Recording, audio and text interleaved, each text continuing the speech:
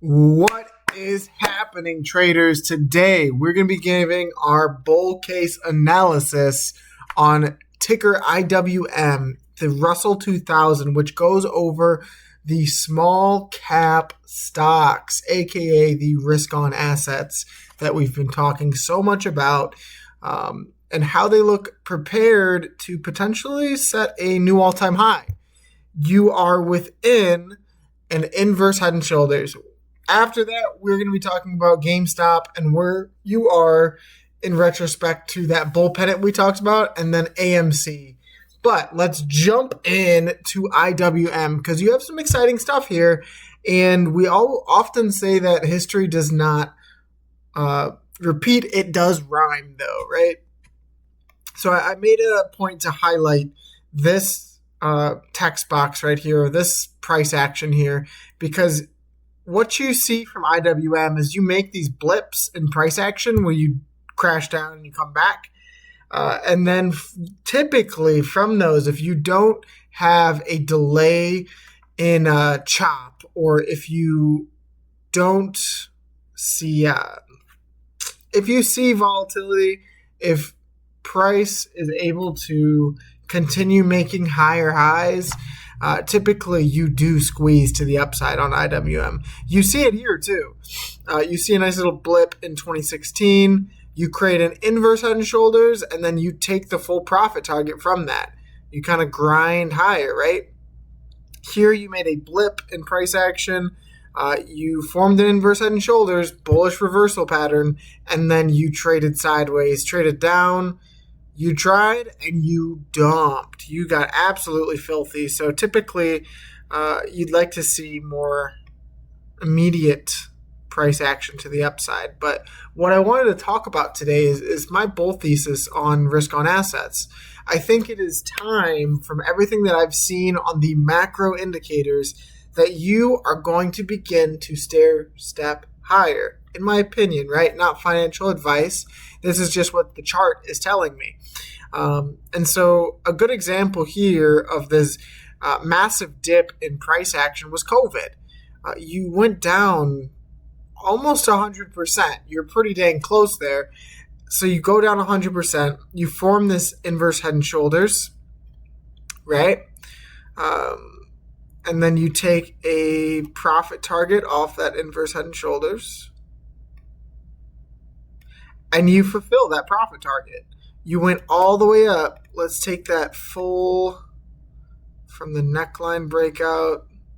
You went up 50% on IWM, and that is an index stock or an index fund, right? That is crazy price action.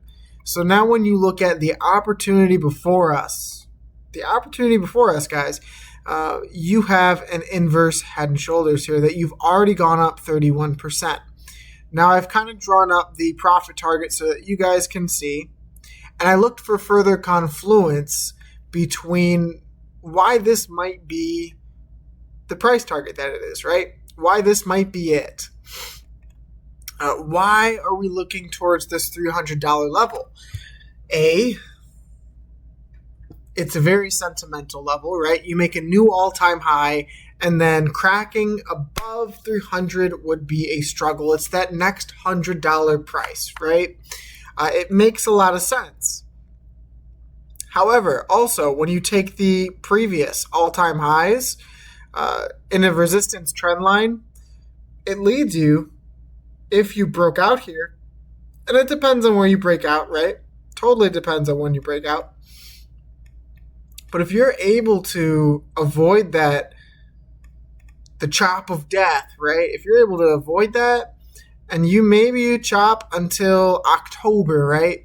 Maybe you chop until October, but then you break this with volume and you go to a new all-time high. In my opinion, that is very, very possible, because this has acted as significant resistance, and you haven't quite been able to break above that, let's call it $230 price target. But if you're able to, guys, and you have good rising support to do it, you bounced here in 2020. You bounced here in 2023, and then you almost rejected it here. It was close. You almost rejected it here. You bounced, rejected, bounced, reclaim, and then now you're potentially going to test it again, right? But what I see here is so bullish. There's literally very small chance that I would not call this a bullish setup. This inverse head and shoulders with the reclaim of this support above the 200-day EMA, above the 50-day EMA. For my bet, if I was to be a betting man, I would bet on this thing making a new all-time high. On the daily, you just had a daily golden cross on this sucker. Back in the early July, you retested the 200-day EMA and you bounced above both of them. That's what you want to see. You want to see a bullish confirmation. Last time you had a golden cross, you went up, was $178, right? Golden cross occurs. And then over the span of the next year, really, you went up 30% on IWM, which 30% on IWM is no small task. 30% on IWM is like 60% on GME, right? Or more. And just to give you perspective of where I think we are within this schematic or within this very historical pattern, right? You're within this inverse head and shoulders the same way you were back here. You had a nasty dump during COVID. You regained support. You have a golden cross, and then you test the 200-day EMA. Let's slide over. You have a nasty dump, regain support, have a golden cross, and you tested the 200-day EMA. That's crazy. That's so stupidly bullish. And nobody's really talking about this golden cross with the test. And it's a clean test because you get above the 50 shortly afterwards. You had yesterday a 2.24% close up on the Russell, and then a 0.5% close on the Russell. If we zoom out here to the weekly, you can see you're above 200 and the 50. I think it was the monthly that really had me pretty shocked. So let's go to the monthly chart here. So you're within this rising wedge pattern, very similar to Bitcoin and very similar to a lot of the larger cap stocks, to be honest, within this rising wedge. What I like about the Russell, though, what distinguishes itself between your S&P 500 is you are about to cross green on the monthly MACD, which is insanely bullish. You've had a nice ramp up in volume the last 3 months, gradually increasing and stair-stepping more and more. Looks really, really nice. And then you go to the Bollinger Bands. You are so tight on the Bollinger Bands. It looks really, really good. And it makes sense, right? It makes sense why you see a lot of the smaller cap depressed stocks like NEO, like AMC. A lot of these stocks have been hammered for so long, and your Bollinger Bands are just now beginning to curl out. Meanwhile, you are above the mid-band on the monthly time frame. That looks very, very bullish. Very, very nice. And I will tell you guys with complete honesty, if this thing looked bearish, I would say it.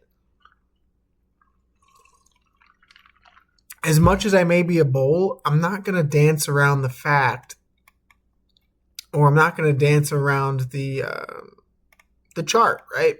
As much as I love bull posting, I will be completely transparent that if this thing breaks the trend line, you don't want to see that, right? You could come down to 200 first, test the 50-day EMA.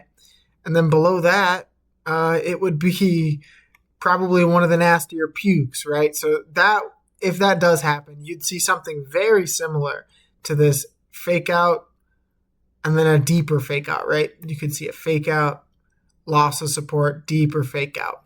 And you do not want to see that if you're a bull right now, because that would come with a lot of all-time lows on small cap stocks, altcoins, and our favorite retail holdings, right? We want to see these things finally get the relief after this long, drawn-out bear market. And a lot, although this was an all-time high on the Russell, a lot of the stocks did not get that all-time high. So you're looking for that squeeze season, right? Going into this $300 price target. Would be crazy. Very, very possible. You just need to see follow through now.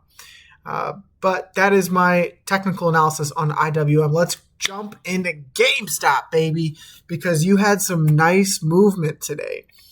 Regardless of what happened, right? You did go up like, I think it was 1.5% at the high, or 2%. You closed green another 1%. And let me tell you why that is pretty substantial, right? We had been talking about a nice sized bounce off of this trend line. And although volume's still not there, you're increasing on lower volume. It's actually what I wouldn't want to see. But you've broken and you've peaked above this downtrend that took you from 35 down to 24, wicked you down there, and then now you broke out of it. So you'd anticipate a trend or a test of that trend at $24 or another retest of this bottom trend here. I do think if you come back down here and you don't bounce with high volume, you're going lower. There's a high chance that you would go into the teens. But the good thing, drumroll, the good thing is you got a daily green cross on the MACD. So that's what you wanted to see. I spoke about being concerned here about getting a cross down going into the bottom of that pennant. And you saw relief, and then you saw a green cross up. Now, what's more important is that you should be seeing a cross up on the weekly now. And you're beginning to see a slowing of bearish momentum. And hopefully, if you can continue to break out of this downtrend, you can see a curl up in the weekly MACD going into the end of this bull pennant. And that, for me, would only mean one thing. You're going to break out, and you're going to break out silly. You had a disgusting knife down. And you've been trading flat, while this also trades flat and down, right? Every single green cross on the weekly MACD has led to, I want to say 30% or more. You had a cross right here, 57%. Had a cross, oops, that's inaccurate. Had a cross right here, 40%. And then we know that led to 300 whatever percent. Crazy gains, right? So if you had the opportunity to get in this stock at a low price going into a bullish pennant formation, typically they break up and you have a lot of good indicators on your side, right? We talked about the 200-day EMA and what you could expect. Typically, when GameStop goes into the 200-day EMA on the weekly, typically you V-shape out of it, right? You tested it here, V-shape. Tested it here, V-shape. Broke below here, V-shape. Broke below here, V-shape. Broke below here, V-shape. Now you broke below again. And your V-shape, vertically, the highest you could go without breaking out of this thing is like 23.75, guys.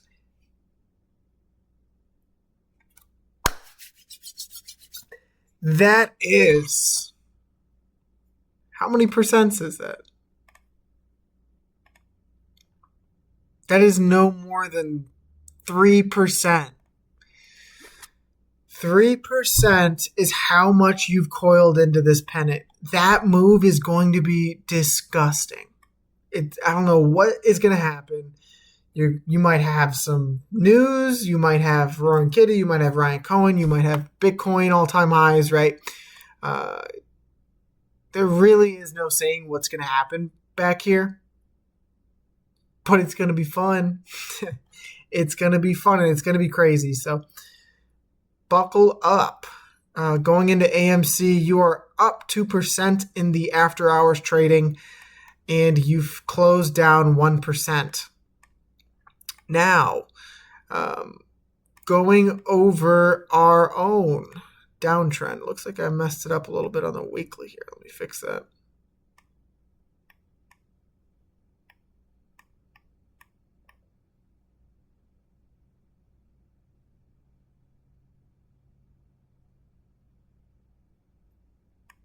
There we go. Going over our own trends on AMC.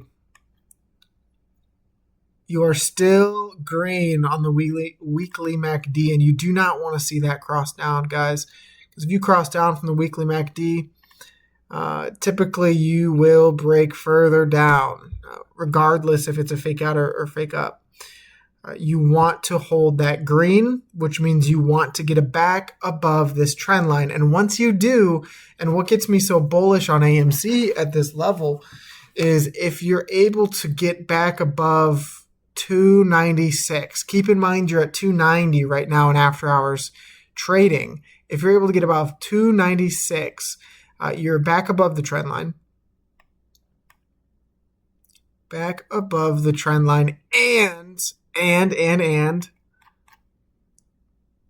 you only have until $3.10 pretty much, and until late August before these two lines would meet each other, the uptrend and the downtrend. So I'd be really interested to see if this could be the end or the pinnacle of this downtrend. And if so, could you break it higher, right? I haven't quite looked at the monthly Bollinger Bands after that close, but man, how could you not look at that? 546 and 380 is your price ranges you want to look at breaking into this pocket here. You crack into that, you get into that pocket, and things start to snowball. Technically, this is the zone you want to be in because it gets you above macro resistance and it gives you into expansion for the Bollinger Bands on the monthly time frame. On the quarterly, your quarterly MACD is still curling up. You want to see a green quarter, though, for this to continue. And then you could see a further recovery from AMC because you are majorly suppressed. You got a double bottom, curling up MACD, Bollinger Bands tighter than you know what, and multiple gap fills to the upside here. So if AMC is going to pull this off, it's got to do it. There is no time for another all-time low. I mean, you could make another all-time low, but that would drastically change my sentiment. So get above this trend line, get above the 200-day EMA at 370, and things will snowball and you will look higher. That I know.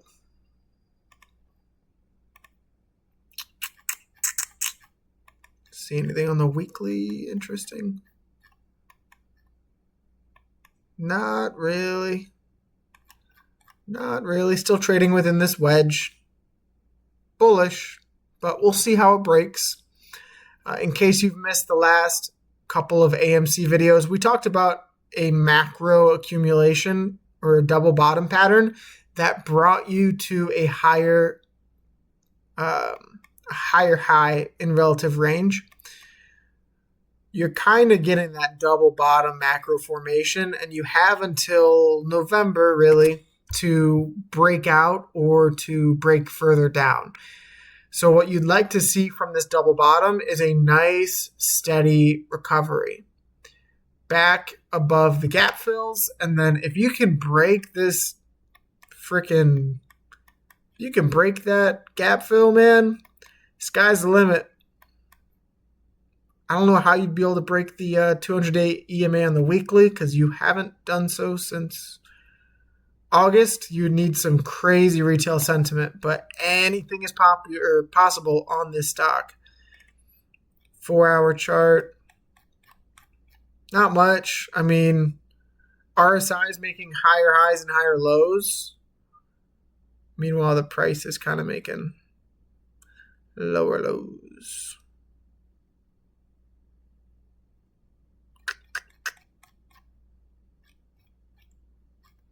All right, guys, that's all I got for today. God bless. Thank you for tuning into Trap Trades. I appreciate me and my 86 subscribers.